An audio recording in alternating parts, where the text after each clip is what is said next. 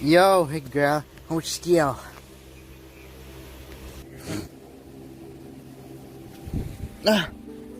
Never mind, makalis.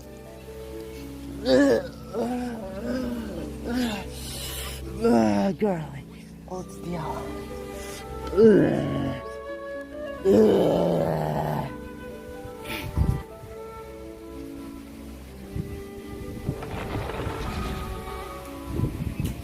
What?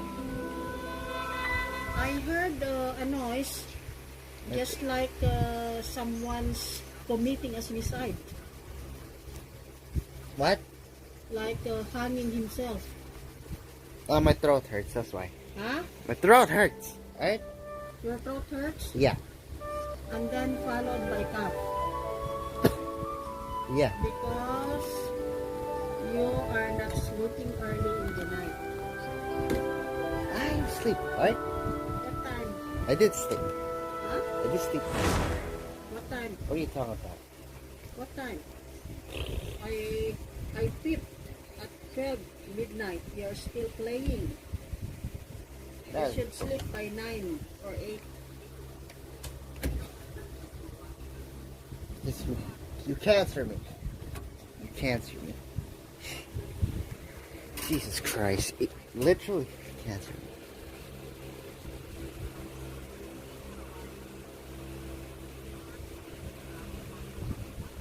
The hell going on?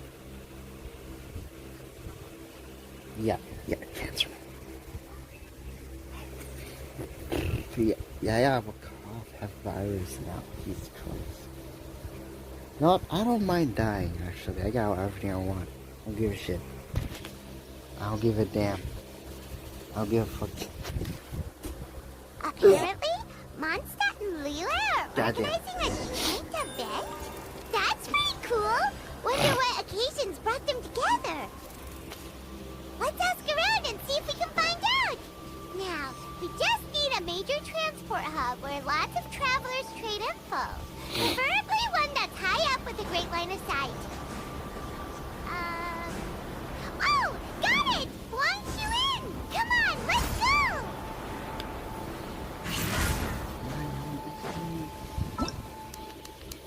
Where is it though? Up.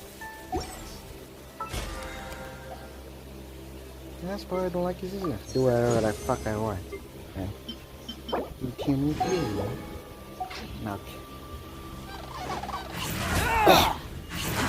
Too slow. Oh wait, give me a second. Oh fuck.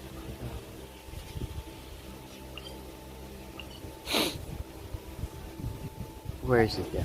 Can't find it.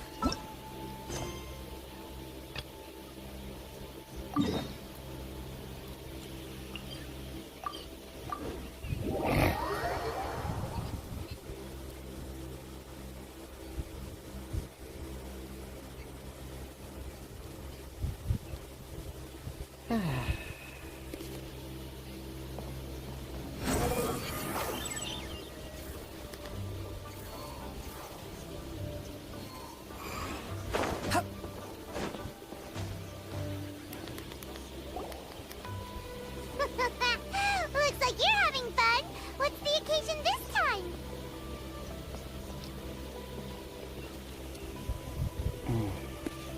Yeah, Oh, do I spy a traveler and a Paimon? We were just talking about you. This is more serendipitous than finding Mora after face planting on the road. It's been too long. I'll bet you have some thrilling new tales from your journey to fill me in on. I can see it in your eyes. Excellent! I knew I could count on you. What were you talking about before we got here? Something fun? Or something delicious? We were talking about one certain traveler, and how two's company, but three's a crowd, as the inseparable duo tore around to that, making 4 friends here and 5 more there, often at 6s and 7s as they brave the lakes and seas, collecting pieces of 8 and countless other treasures. They clearly must have 9 lives. Wait. Let's hope they have less than 10 deaths. What the? It just gets worse and worse. Shortly, you may attend a grand banquet at Stone Gate. All will be dressed to the nines for majestic food and fine wines. And after 8 long drinks and 7 shorts, they'll each write 6 lines 5 times. You've been to all 4 corners of the world, so in 3 short seconds, can you guess from these 2 stanzas of 1 speech each what this event is about? It's not, though that does sound fun. Maybe we missed an opportunity. In fact, it's a poetry gala, jointly hosted by representatives from both Mondstadt and Lille. Do you still remember the promise I made to the distinguished director Who here during the Lantern Rite? Oh, something about writing poetry together? That's right. At the dinner table that night, I just knew this young bard was a rare talent with exceptional taste. You know, it's rare to encounter such a kindred spirit. And now, I finally seized the chance to collaborate. It took me much trekking across the land to petition Eugene Terrace and contact the Knights of Favonius, but eventually, in the spirit of friendship and poetry sharing, I managed to successfully organize the neighboring nation's congenial poetry gala. Bit of a weird name. Liu's poetry is known far and wide, and Mondstadt is the city of wine and song. With 2 nations teaming up, it'll be double the fun, and a great chance for people from both places to get to know one another. Hu Tao and I will be the co-hosts for this poetry gala. Of course, I haven't studied the various forms and formalities of Liyue poetry for very long, so please forgive my dreadful performance just now. Not at all, Venti. You followed my lead most excellently. You flatter me. Well, this sounds like fun. Let's get involved. Oh, Paimon, sure you'll be amazing. Remember that time in Liyue when Paimon gave you the first half of a couplet? Wind rises, winds never churn. You came up with the second half right away. Oh, looks like someone's got a knack for this. Perhaps we'll have to raise the difficulty a little. Alright, so basically you guys are here to discuss the activities for the poetry gala, right? Oh, looks like little Paimon's brain has gained a wrinkle or 2. You guessed it so effortlessly, but you still guessed it wrong. Huh? Wait, Paimon guessed wrong? We came here hoping to invite a special guest. I already told you. I'm not going. Xiao, you're here too! Never having penned a verse myself, how could I hope to judge the poetry of others? Besides, afflicted with karma as I am, the raucous atmosphere you are cultivating is precisely the kind which I must avoid, as you well know. Hey now, there's a first time for everything, right? We all start from itsy bitsy spider, but give it a shot and you'll be wandering lonely as a cloud in no time. And you don't even have to join us in person if you really don't want to. You can just watch the party from a nearby mountaintop and cheer us on. But at least head down and take a look first. It's right by the inn, and there's plenty of fun activities to get involved with. It can't hurt to take a quick walk and check things out. Besides, with the renowned traveler here, what is there to fear? I'll consider it.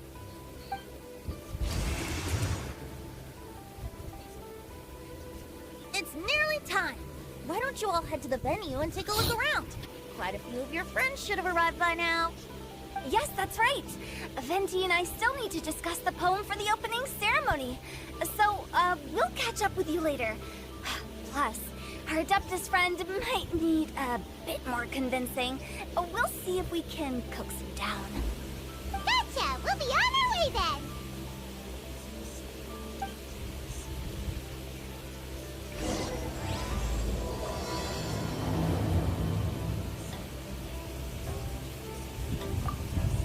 How about that for an opening? Yes, I like it. But if we could give it a bit more oomph, it would be even better. I think we should should lead with a bang, dip into a slippity slide, and then whoosh into a whoop whoop boom! Got it? Got it. Completely understood.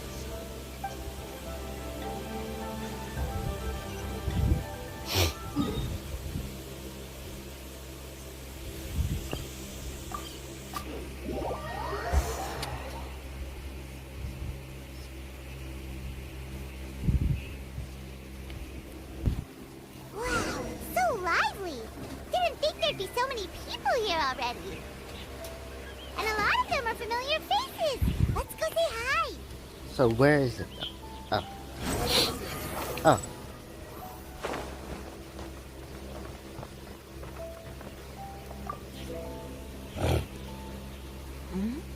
Wow, look who's here. This poetry fest seems to have attracted talent of the highest caliber. Hey, Shincho and Changyun are here too. I was actually heading into the mountains to train, but he accosted me on the way and dragged me here. Oh, how your words wound me. Is it not the responsibility of an exorcist of Liyue to ensure that this celebration of friendship between our two nations stays free of evil spirits? Besides, this is an excellent opportunity to meet heroes who have come from far and wide. Surely, you must be curious as to how that heroine of Mondstadt was able to lift such heavy objects like they were but a feather. Are you talking about Noelle? Yeah, she's super strong. Oh? Well, since you are so well acquainted, Oh my god, I have could a we trouble you to introduce us later? Okay, fine. But don't forget to help me with my investigation like you promised. That's the only reason I agreed to come at all. Huh? What investigation? Naturally, I could never forget such a thing. My word is my bond. Relax, dear Paimon. All will be revealed in time. Okay.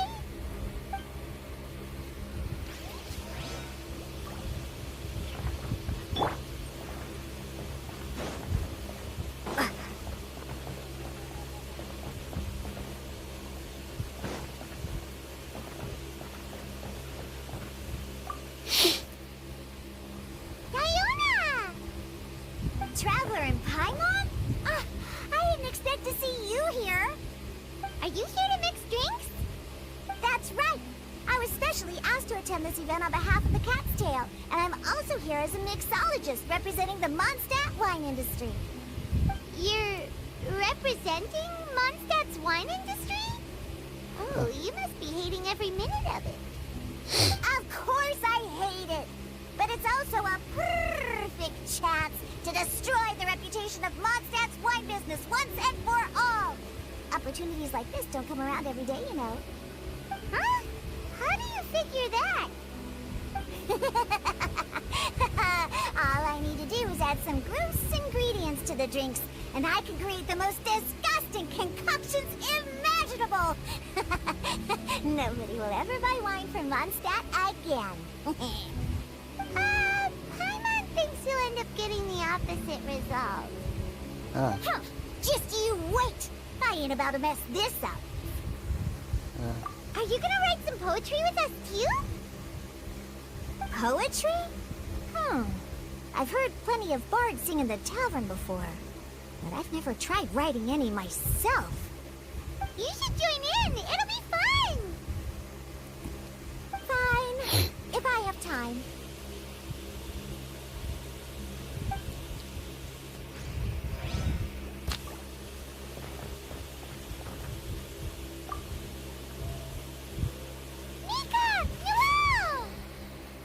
Oh, it's the Traveler in Paimon. Are you here for the neighboring nation's congenial poetry gala as well? You said that with a straight face? Is Paimon the only one who thinks it sounds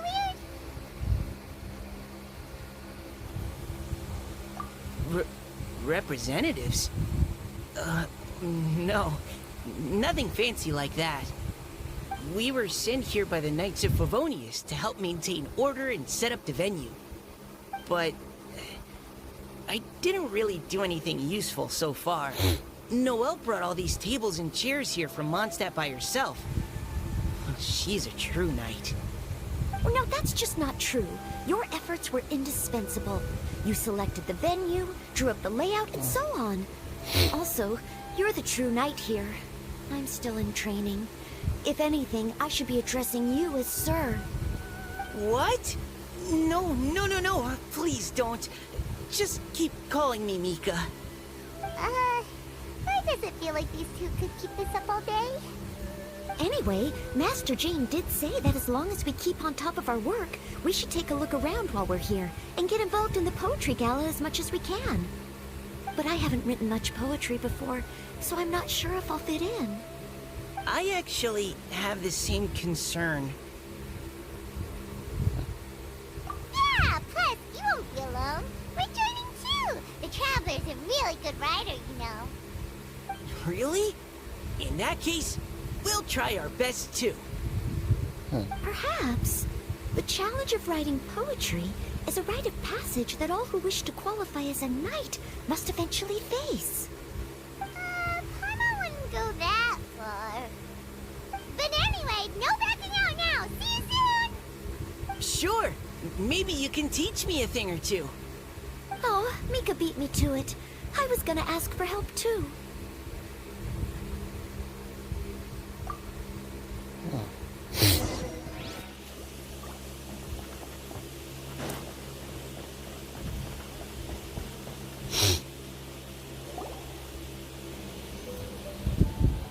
Poems and melodies wandering the wind, wafting to pastures beyond their home. Two greedy fishies struggling to swim. They ate so much that they're starting to groan. Animal crystal fly draped in gold robes, a bright little light from that blaze lantern glows. Finches pinch the rice and scoot while the boars of the forest anxiously root. Welcome one and all to this festival of poetry, jointly organized by Lua and Mondstadt.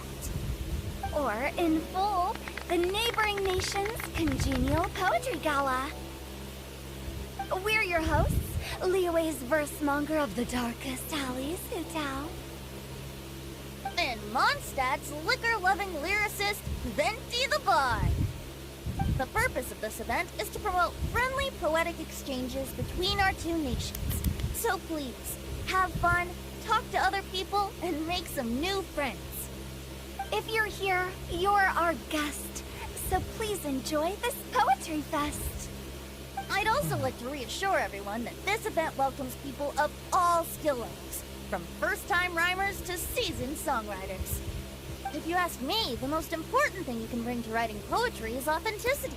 That means reaching deep down to all the thoughts and feelings you usually hide away or struggle to express, and putting them into words, just right from the heart in whatever form you like. To help everyone really cut loose and enjoy themselves to the fullest, Venti and I have carefully prepared 3 themes to be revealed over the course of 3 days. Let's get right to it. The first theme is Riddle Me This. Solving riddles, huh? Interesting.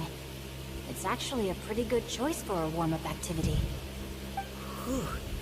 I'm glad they're not making us write sonnets or something right at the start. Does everyone see the lanterns hanging around the venue? These have been specially prepared for the riddle game. Simply write down your riddle and hang it on a lantern. Then Venti and I will select a few to pose to the crowd, and you will try to solve them. We'll now give you some time to write down and hang up your riddles. Feel free to walk around and talk with the other contestants to get the creative juices flowing. And remember, whoever guesses the most riddles correctly will get a prize. And with that, the neighboring nation's congenial poetry gala has officially begun.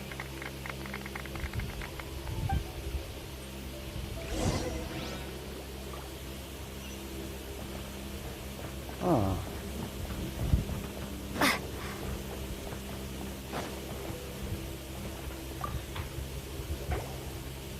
Oh, let's see what's on this lantern.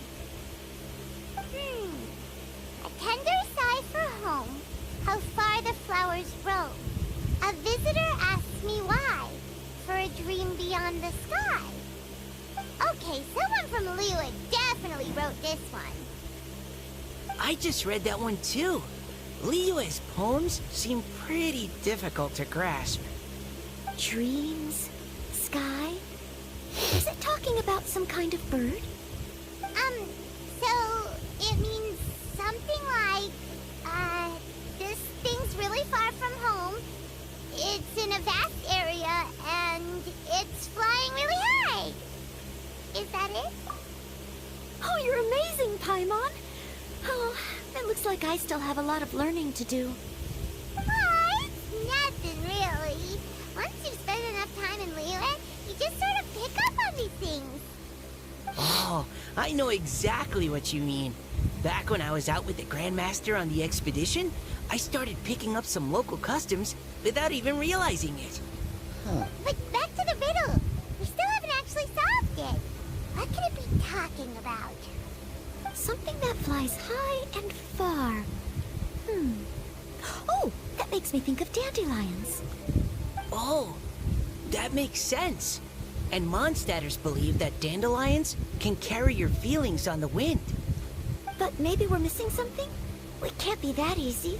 After all, it's a riddle from Liyue. What would their equivalent of the dandelion be? If there even is one. What do you think, Traveler? Great! Then we'll have one answer ready to go when the game begins. Right, just like Venti said.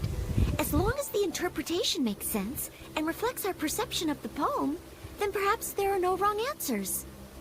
Well, no matter what the real answer is, the guessing's all a part of the fun. Let's go look at the next one. Oh, yes, I want to see if there's any Mondstadt-style riddles.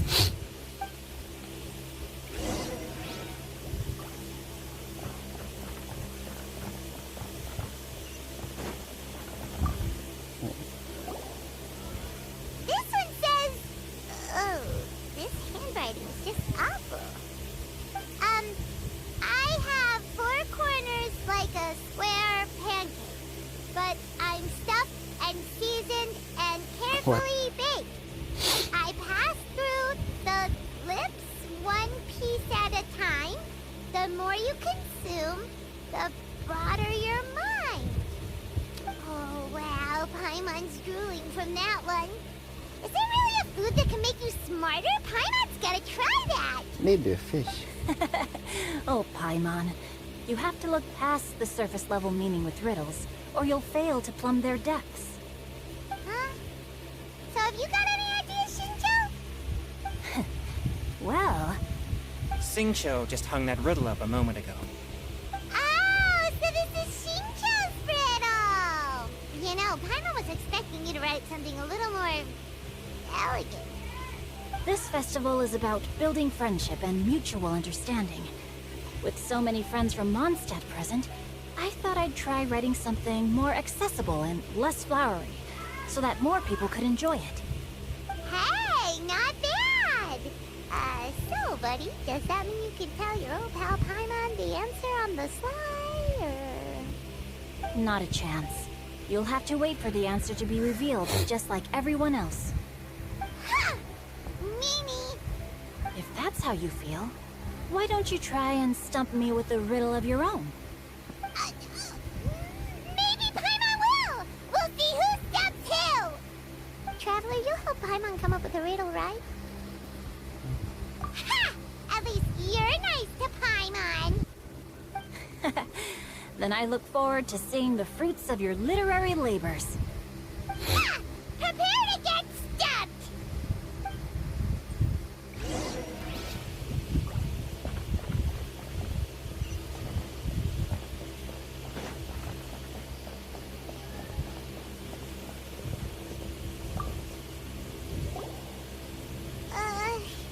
Even though Paimon said she'd write a riddle, Paimon really doesn't have any clue how. Let's start by reading a few more of other people's for inspiration. On 4 long legs, my slim body sits. I eat not a bite and drink not a sip. With a passionless face, I greet countless guests, whom I carry all day without needing to rest. Is this talking about some kind of animal? Maybe, I don't know. It's a chair. Jesus Christ. What? Diana, how did you guess it so quickly? Wait, were you the one who wrote it? No, of course I didn't write it. The answer just popped into my head. I'm always telling the cats in the tavern that the chairs get tired from working all the time, so they shouldn't use them to sharpen their claws. Oh, okay. So a riddle needs to have a bait and switch. Are you trying to write one? Yep, and thanks to you, Paimon's just thought of one. Maybe I should try to come up with one too. All right, Paimon's riddle is now hanging up. Diana, do you want to know the answer? Nah, no need. I don't really care about winning a prize. Oh, okay then. Well, looks like it's time to carry on with the event. We should regroup with the others. Sure, have fun.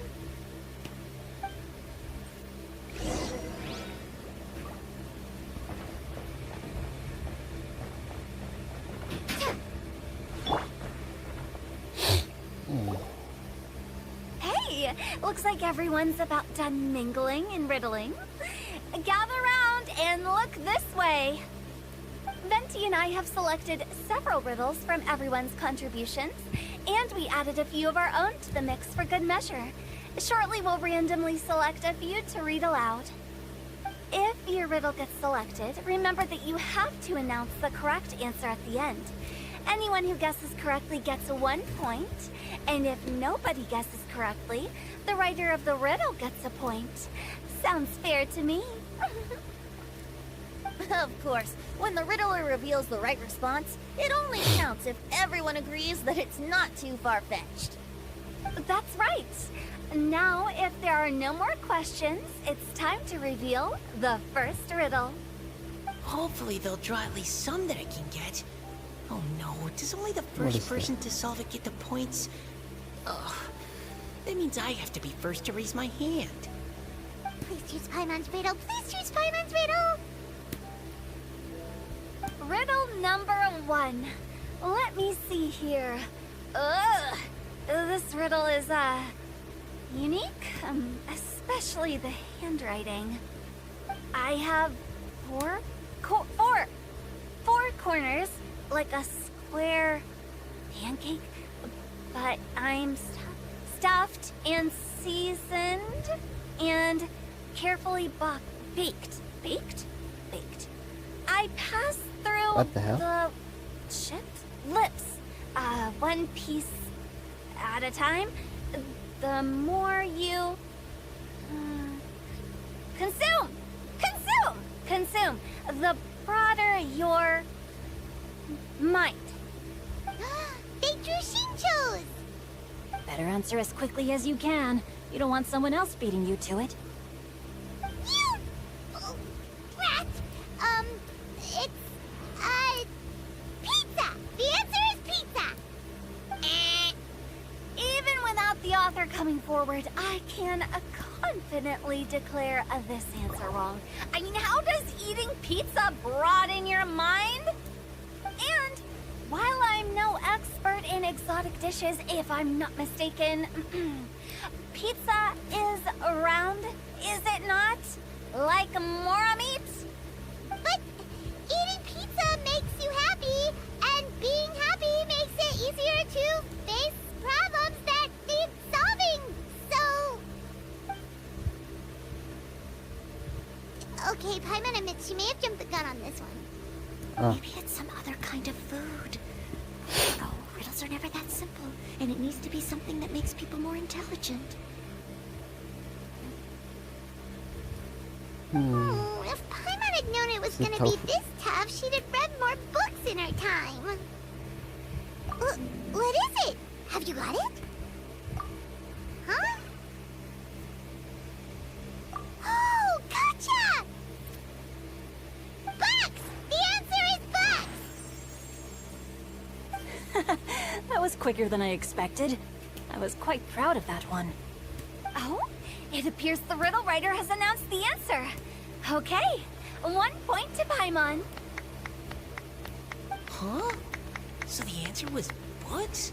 Oh, how did I not get that? Come on, Mika. Concentrate. We're awesome at this! Books, a dark skin. Oh, what Paimon meant to say was that you're awesome at this. Thanks for the point, Traveler. On to riddle number 2. I gotta get in there first this time. High above the wispy clouds, amidst the gloomy snow-filled shroud, standing alone on an icy stage, beneath it every lowly sage. Looks like a poem from Leela. Oh, it's... I got it!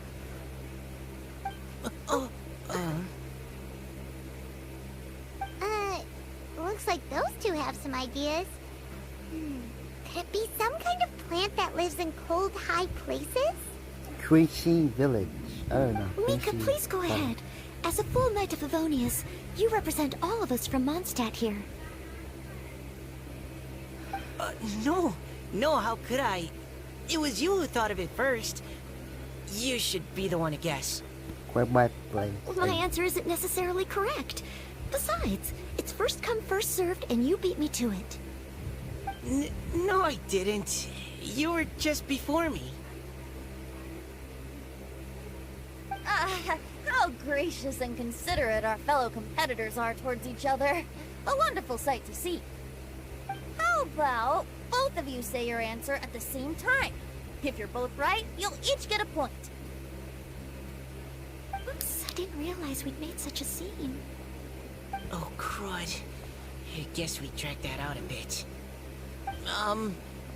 So, Noelle, what do you say? Yes, let's. Our answer is... Nah, it's not that line. Cecilia! What? Oh, that certainly sounds like a good candidate for the correct answer. A flower that blooms on the highest peaks and known for its exquisite beauty. The Cecilia is held by many Mondstadters to be the true wind bloom. Although, since the writer hasn't yet come forward to announce the answer, this probably wasn't the answer they were looking for. Sorry. Any other answers? Oh, I can't believe I was wrong. Maybe it's a plant from Liyue. Is the answer Genshin? The poem does evoke a strong sense of quiet, proud solitude in a high place. Correct. I wrote this one. Genshin is the right answer. No! Shinjo got it before Paimon could. However, after listening to the host's description, I do remember reading about Cecilia flowers in a book once. They definitely fit the description of a pure flower standing proudly and alone on high. So, I'd like to approve the answer from our two friends from Mondstadt as well. Really? Well, thank you so much. Well, since even the Riddler themselves agrees, all 3 contestants earn a point each. Darn it! Shinjo's caught up to Paimon already! Yeah, you're probably right. Moving now to our third riddle. Huh? Why is the handwriting so... floaty? What's got no wings but flies in the air, never gets tired of floating up there, so full of mora it comes out the nose, but in the sea, glug glug glug, down it goes. That's Paimon's! They picked Paimon's riddle! Yay! What?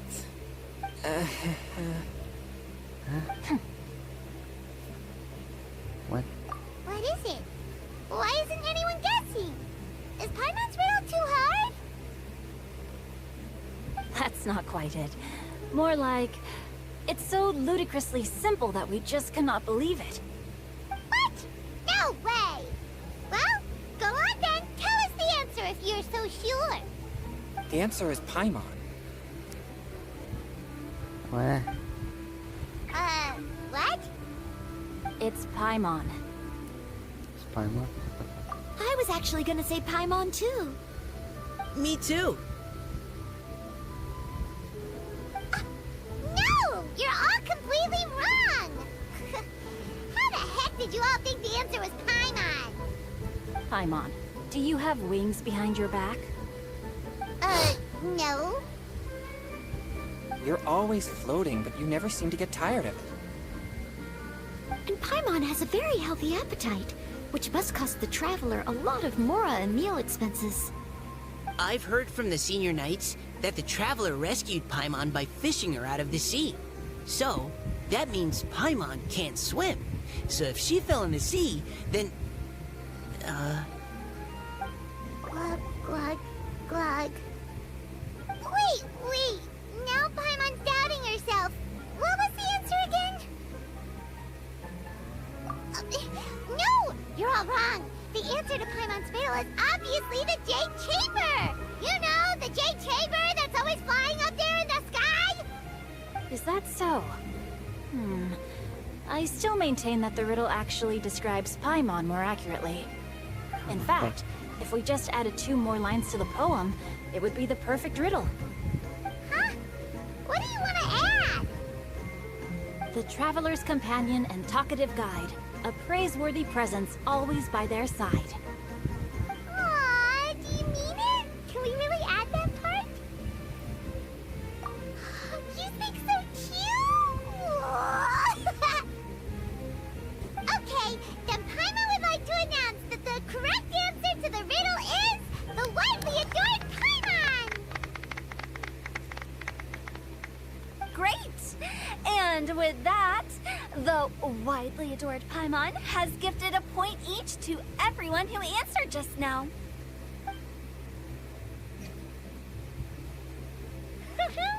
Guessing riddles is a lot of fun. And even though Paimon didn't manage to beat Shinto, Paimon still feels like she got a little smarter. Oh, didn't Changyu mention he was investigating something before? Let's go ask him about it. Behold!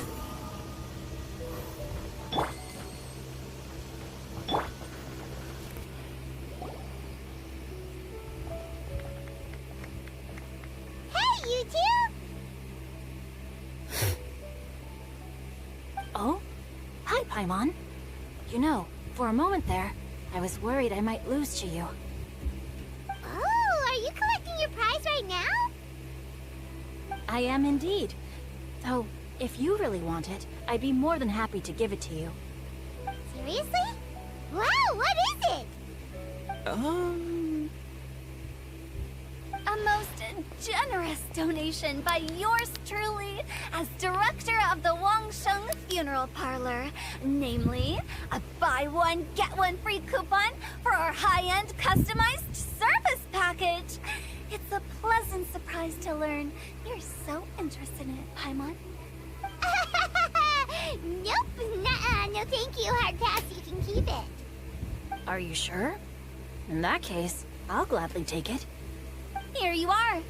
Now remember, this package comes with our anytime, anywhere, on-demand collection service. Just give us a call and we'll be right there. With any luck, we'll still show up even if you're unable to call. So, to what do we owe the honor, Paimon? What do you mean we? Changyun's the one Paimon's looking for, not you. Wasn't he saying something about needing help? Oh, yeah. That. How about I put it in riddle form? Huh? Isn't the competition over? 'Twas like a demon not demonic, or devil devoid of the diabolic. Afar it floated free above the ground, but when approached, though sought, naught could be found. So? Sounds to me like you encountered a ghastly little ghostie in the wild. Perhaps I should just explain it. Basically, while I was training this morning, I suddenly caught sight of a non-human entity. It was floating in the air without any kind of external aid, and its body was almost transparent. At first I thought I'd finally encountered a demon that wasn't repelled by my Purrying spirit, and immediately prepared to exorcise it. But none of my methods had any effect on it. And when I went to try and get a closer look at it, and tried to ascertain what I was dealing with, it disappeared into thin air. You're sure it's not a ghost or spirit of some kind? Quite sure. I could sense that it had a physical body.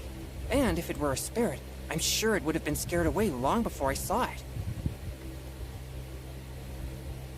It's all my fault. I got overexcited, and in my haste, I didn't ascertain its true nature before taking action. Thinking back on it, if it wasn't an evil spirit, maybe I offended some kind of adeptus, or illuminated beast. You shouldn't blame yourself. It was something you'd never seen before. Anyone else would have reacted the same way. Besides, we're making up for it now by doing our best to find out the truth. Any thoughts, Venti? Have you managed to untangle Chongyun's twisted tail? Why don't you take a guess first, Hu-Tao? Oh, that means you have. I can't be absolutely certain, but I'm reasonably sure it's not what Liyue would call an evil spirit or demon. So whatever it is, it's not dangerous. How about this? We can incorporate a search element into tomorrow's poetry activity. Oh, does that mean we get to play outside while we write poetry? Close, but no. Good ideas could just pop into your head out of thin air, but if you ask me, everyone should relax tonight and get a good rest before tomorrow. You say that, but your gaze keeps drifting over towards the wine stand.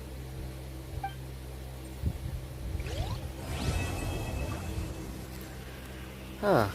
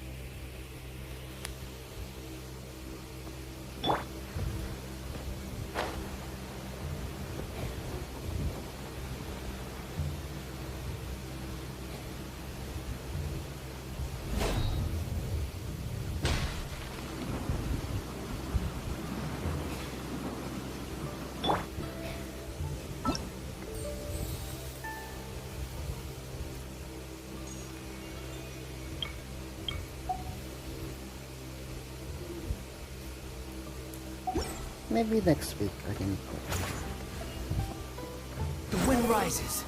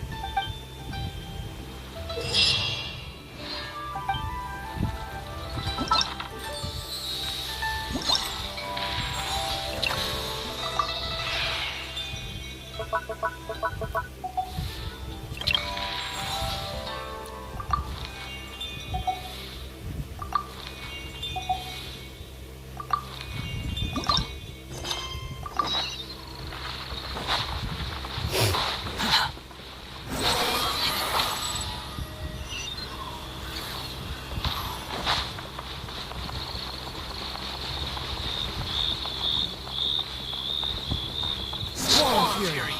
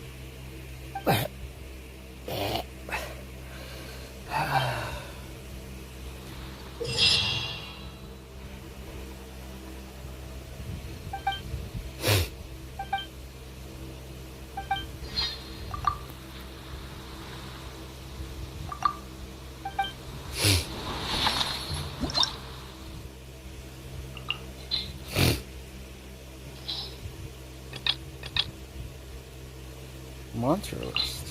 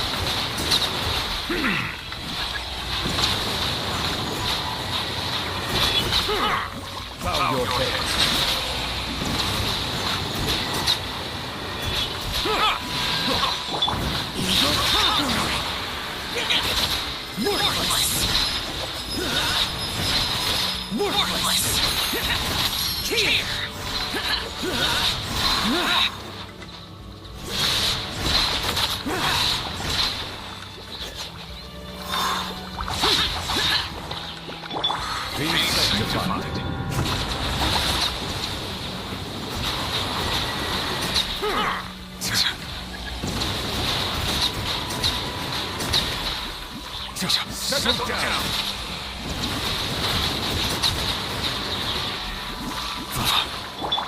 Where am I sword?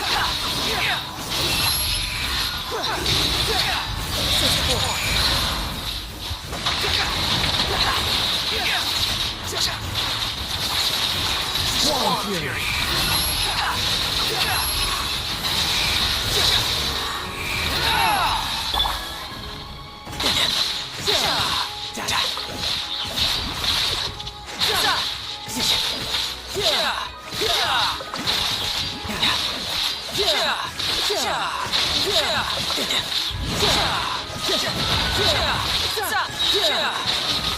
yourself. This is gonna hurt. Cry aloud.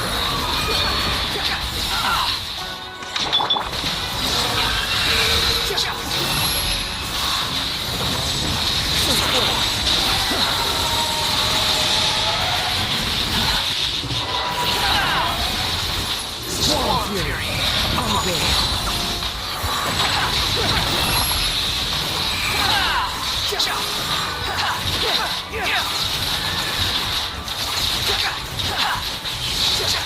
Behold!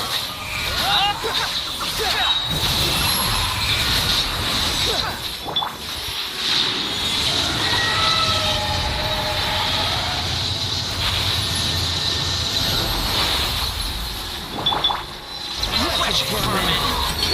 The wind rises!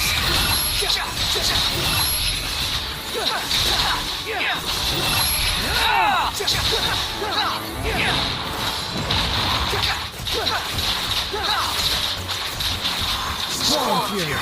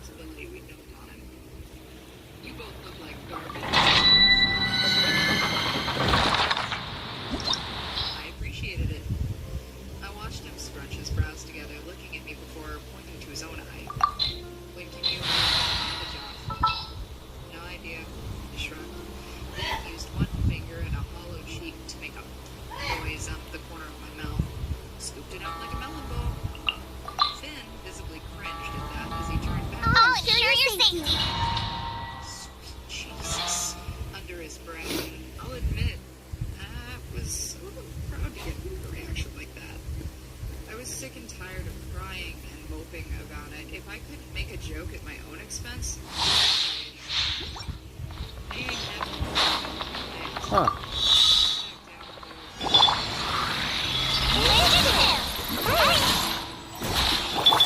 The wind rises. That's far enough. Search for it. You dare gaze upon me?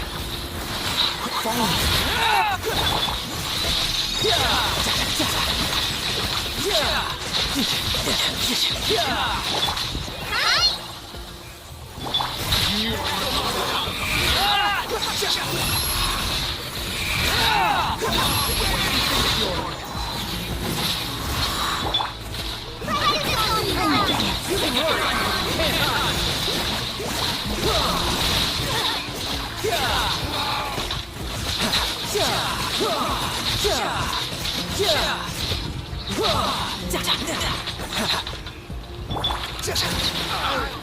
Swarm Fury!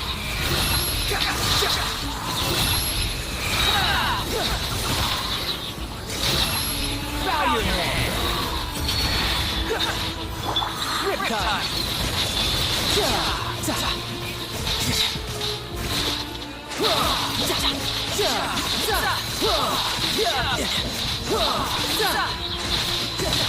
Who's next? Fine. The target matters.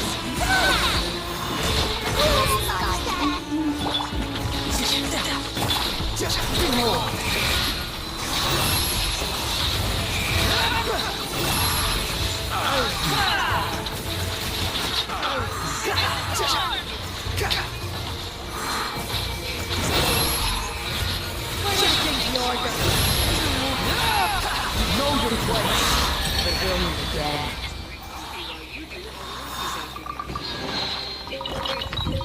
Two generic white cups in his hands. He passed one over to Finn with a grimace of apology. The water's rusty. I put extra creamer in it though. He handed me the second cup and I looked at the oddly orange-tinted liquid with some hesitation before realizing that I had probably drank worse tasting and more harmful things. I gave it a sniff. Something about it made my stomach churn. It smells like iron, I said, taking the smallest possible sip. Oh, it tastes like how biting your tongue is. Finn was avoiding ingesting even a drop from the cup at all costs, giving it a scrutinizing look instead. Sure, rusted pipes weren't pleasant, but I'd been here long enough not to be picky about that sort of thing. He apparently didn't agree. I should, check the plumbing, probably. Daniel took Finn's chair when the latter of the two disappeared through the kitchen door. We were back to where we used to be. Just the two of us, sitting in front of these headache-inducing screens, headsets sitting next to us and waiting to be used. The last few days had dragged on for so long that it felt surreal to be back, almost like we'd been away for a few months. I didn't like this sense of newness that felt like sitting down behind the desk for the first time in war again. We've got time to waste. Follow me. Setting his coffee cup to the side of his keyboard. Always made me nervous how closely he placed into a delicate technology. There's a lot of those tapes to get through. Do you need a break from the creepy shit, or do you want me to? My gaze left my coworker's face and wandered to the corner of the room, underneath one edge of the lookout window. The cassette player was sitting there neatly, the tapes stacked around it. We're never gonna get a break from the creepy shit, I told him, marching over to the pile of tapes and searching for the next one. This recording was a relatively short one, but I still think it merits transcribing. Here's everything Eric, or number 7, had to say. December 5th, 2012. I've been told time and time again we'll find number 8 soon so I can get some time to get this broadcast out. It hasn't happened. I'll be waiting much longer. They make it sound Swamp you!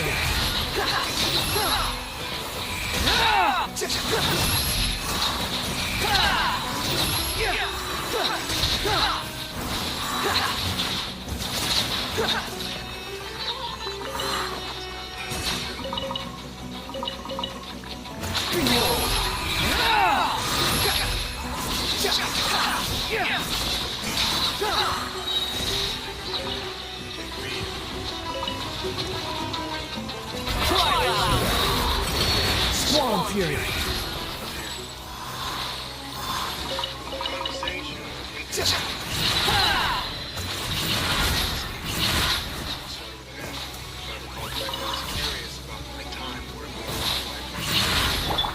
You can run, but you can't hide! And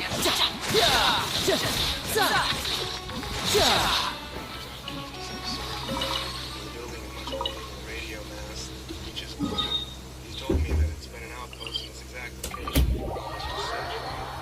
When the radio was built, the entire area was blocked off. About 2 decades ago, fences were placed all around the town to discourage people going into the woods.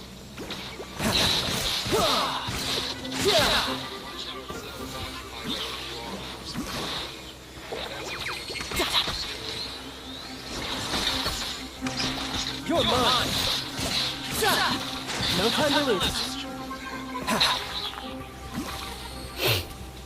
Radio station.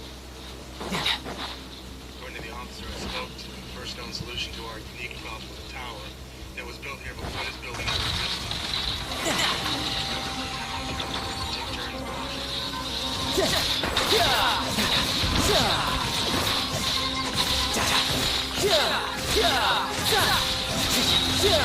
Couldn't let your guard down.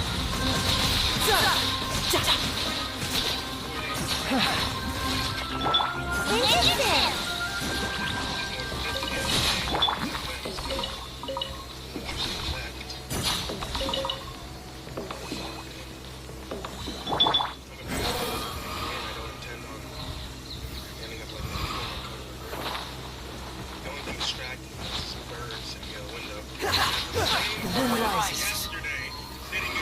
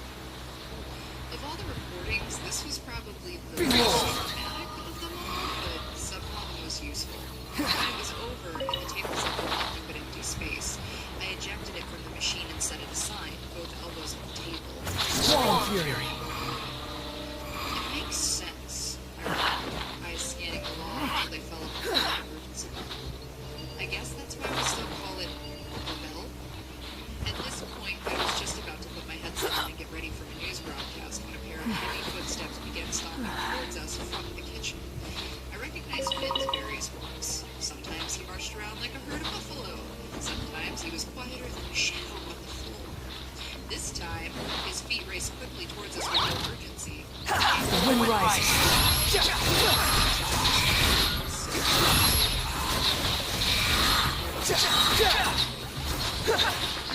not rusty. You don't want this. I took off my headphones fully. What? I said you don't want this. I could hear him pouring the coffee down the sink. Now I know I should have just assumed that our sink is always going to be fucking weird and left it at that, but the comfort of my rolling chair with the sight of the mess made my gut churn. The sink was bubbling again. Large bubbles of thick red liquid that left splatters on the edges of the basin. Finn's hands were covered in it, leaving fingerprints on the coffee cups he had stolen away from us. He turned to me, a scowl of disgust on his face, and showed me the red stains on his fingers. Smell the water, he demanded. No? Smell it? Okay, let me clarify this. Fuck no. Before Finn could further pressure me to inspect the scent of the dirty red sink, a large bubble popped and sprayed droplets across the side of his face, causing him to squint one eye and grimace as a shiver went down his spine. Oh, it's not water, wiping his face. It's blood, and it's warm. Have you ever seen your sink do this before? I didn't answer him right away. Too busy wishing somehow I could wipe the taste off my tongue. Oh my god, I drank that? Actually, put that in my mouth, my own actual human mouth. Oh, I was busy trying not to gag, and all that Finn could ask was if we should get with this. Oh, strangely, the answer was yes. The fact, maybe sing yeah, thanks. And I called you? Well, Elijah was here for the first time. Months earlier, when I spent my first few weeks here in the tower, I wondered how on earth a voice got into the pipes. Jennifer's voice, specifically.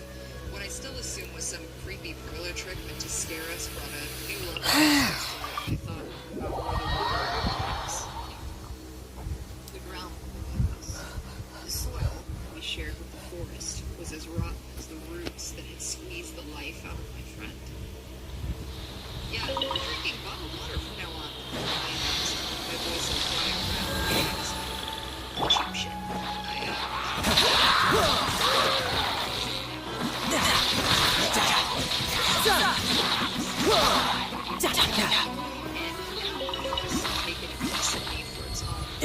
was positive that I wasn't the first person to get trapped just from spending too much time here.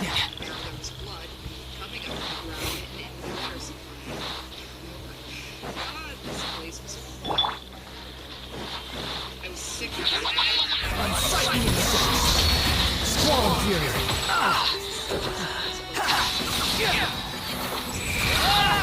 You're dead!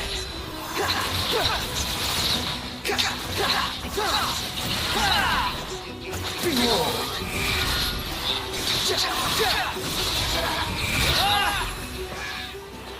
Shit, it's him again.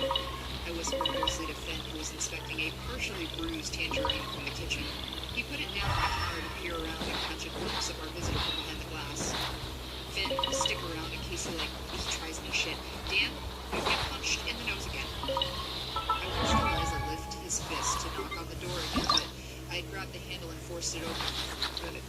Before I could even get a word out to say hello or what the hell do you want, he was inside the station and pacing back and forth with his hands dug deep into his pockets and sweating. Too slow. He didn't need to sweat. Looking back, I think he can't stop thinking about it. He was speaking fast, one hand removed to gesticulate wild noises. He circled around the room, passing me and then passing the window. When he rounded the end of the table where Daniel sat, my coworker actively moved a few inches to keep out of his way. Too slow. The wind rises. Upon the gale. He stopped walking, having ended up next to the kitchen doorway. He leaned against the wall with his forehead pressed against it, one arm lifted his side. I look out my window and I see the woods, trees. The photo of her doesn't look like her. Just look, it looks like. He was willing to sing it. I knew. After seeing her dead, it was hard to imagine her alive. God damn it, I can't even turn on the radio without remembering it. I hear this broadcast, I hear you, and that sound makes my brain itch. Elijah.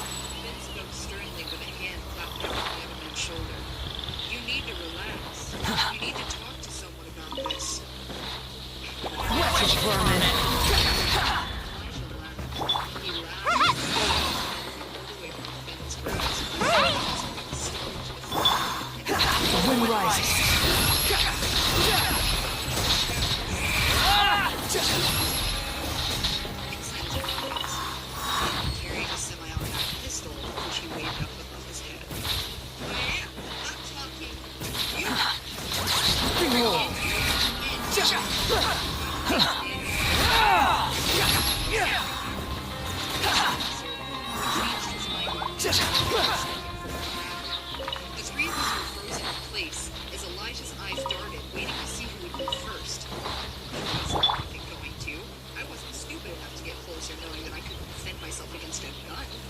However, I also never knew when to keep my mouth shut. You're acting like a fucking idiot. Now would you please put that down? The tone of voice that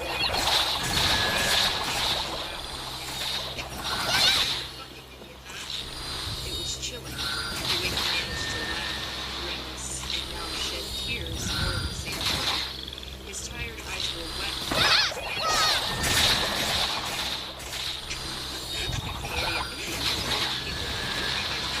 Because I'm the only one looking for justice.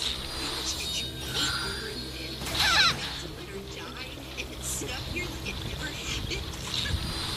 We don't even know and you're up here just fucking peach. As soon as his finger began to twitch near the trigger, I could see Finn begin to move. He was sidestepping across the room from one end to the other, both of his hands up, but even as he inched closer, Elijah didn't take the gun off me. He didn't think he did.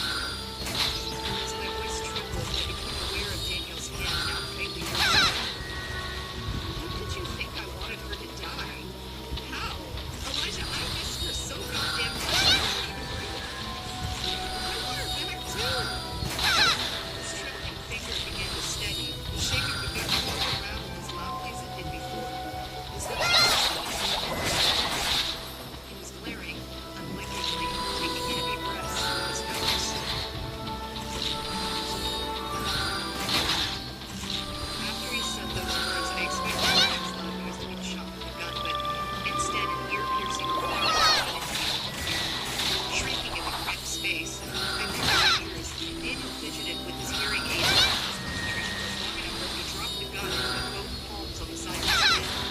Finn had been circling around the room with a purpose. He had pushed open the fire escape door, which sounded like now as the siren continued, I watched Daniel as he released my hand and raced across the room, kicking the handgun across the floor to sit at Finn's feet. He stooped to pick it up, releasing the magazine and now shoving the unloaded gun into his belt loop. With the same hand, he pulled out a ring of keys, using one of them to disable the alarm box next to the door. I was instantly pissed that Finn robbed me of those keys, that, someone, somehow, never seemed to ever give me one. Get out, he said, gesturing towards the fire escape. You're going to sit on the stair, both hands on the railing, and I'm going to until the police get here.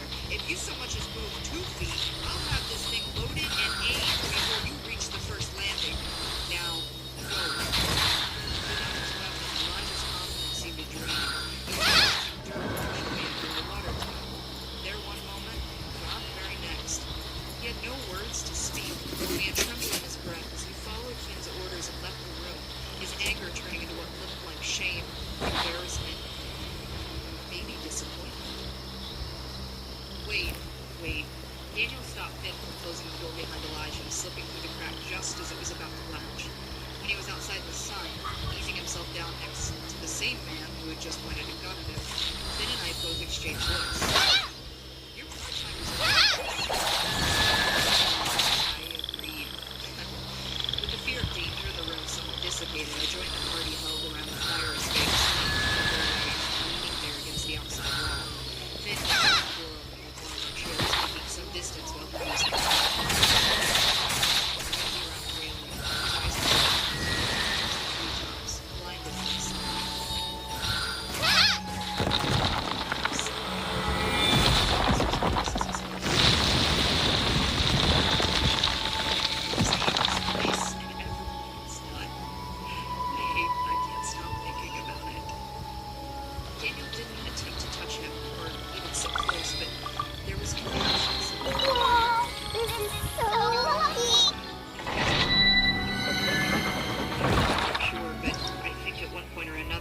Wish we could just leave and never think about the radio station again.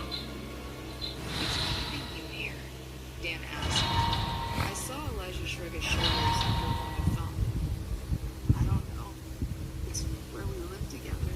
It's where we've been all this time. Daniel shook his head. No, that's a shit reason. If you hate it, the memories just live now. There's no good reason to stay. You can take the good memories with you. You said you want to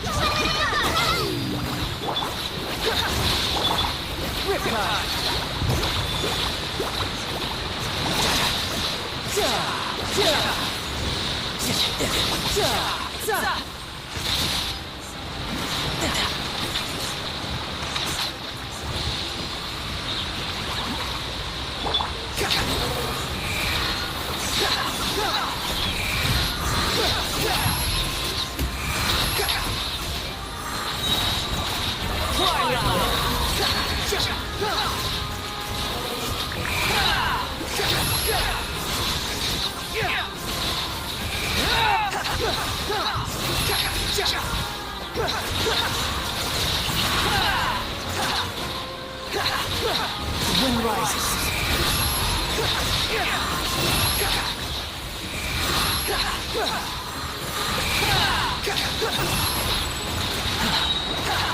Unsightly insects. Squall fury.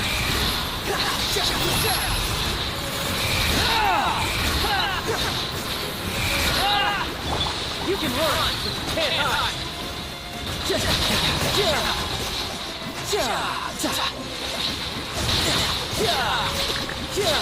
No time to lose.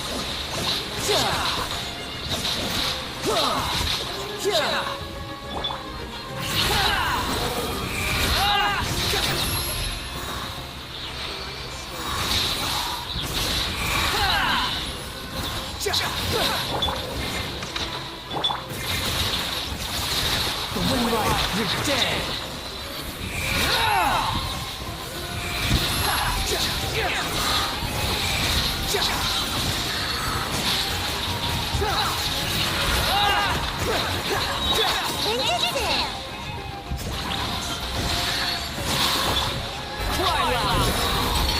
Squall fury.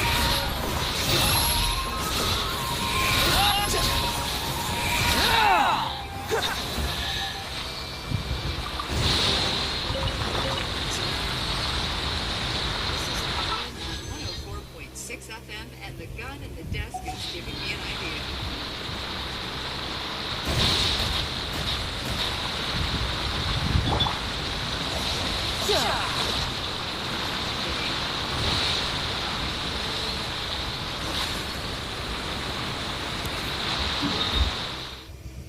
We watched the sun go down through the broadcast room window. The sky painted with strokes of red and yellow that melted into deep purple. Serenity that remind me of a wildfire rising up from the trees. Maybe that would have been preferable to what it really was. A long, dreadful night on its way. Even inside, the humidity filled the air with a tense electricity that put my nerves on edge. We were leaving for the woods, getting our things packed from the compass, flashlights, batteries, the handgun we had, and all the ammo we had. As we did, we decided to tune our ears at the one of those cassette tapes. We bypassed the audio bureaus and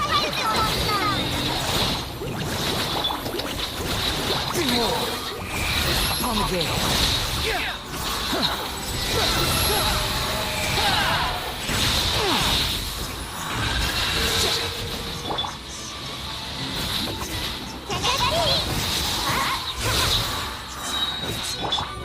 Squall fury.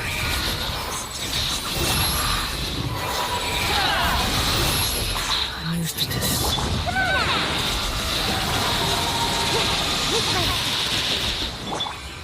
Wretched vermin. The wind rises.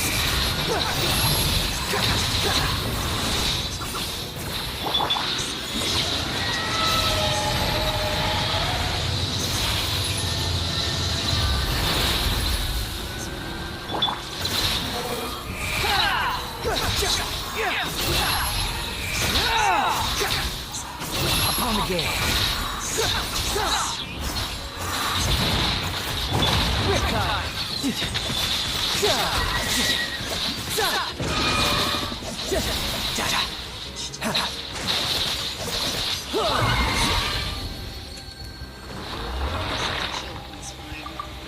maybe several. Daniel was skeptical at first when I told him that I wanted to go into the woods and get rid of that fuck that stole my eye right on the second. But I think that seeing my reaction to the recording was enough to sway him more towards my side. I just don't like it. glorified fanny packs we found in the closet around my waist. I put it to the side so that I didn't look like a tourist. I don't like the thought of my body being out there, or even just a part of it. Daniel shook the box of ammo that Elijah had given him, making sure it was enough to get us by. He scoffed, his laughter laced with a hoarse snort. So is this one of those cases of if I can't have it, nobody can? I looked back at him, lips pursed in a frown. Yes, I said it bluntly, and I was serious about it. You don't need to go if you don't want to. Thank you for coming. After the last time, I'd understand. Dan didn't say a word at first, but he looked straight at me as he laced the strap of his bag around one shoulder, securing it tightly and zipping it shut. With one last peek at the monitors to make sure the music was set to play until morning, he gave me a singular, decisive nod of the head. Ready? He stated. Ready to go shoot a tree in the face, I suppose. If everything failed, he'd be ready to die, I thought. I didn't dare speak it out loud since those words wouldn't have been useful. He already knew. Our steps down the middle stairwell had never echoed the same way than they did then. The sound was sharp, oddly uniform, like the hit of sticks against the drum in a funeral march. When the heavy door at the bottom pushed open and the summer air came washing over, it was humid out there. I heard the crickets in Florence, the sound of my own boots kicking up the dirt and grass beneath me. If I focused hard enough, maybe I could Oh, imagine Jesus I Christ. was stuck in my mom's house, drinking a beer while sitting outside my college dorm. As the last few rays of sun disappeared the sound in the darkest, it would be the crickets and frogs, quiet, in an unnatural change of pace. They were buzzing one moment, and then silent the next, as if the night fell so thick around us that it choked the sound out of every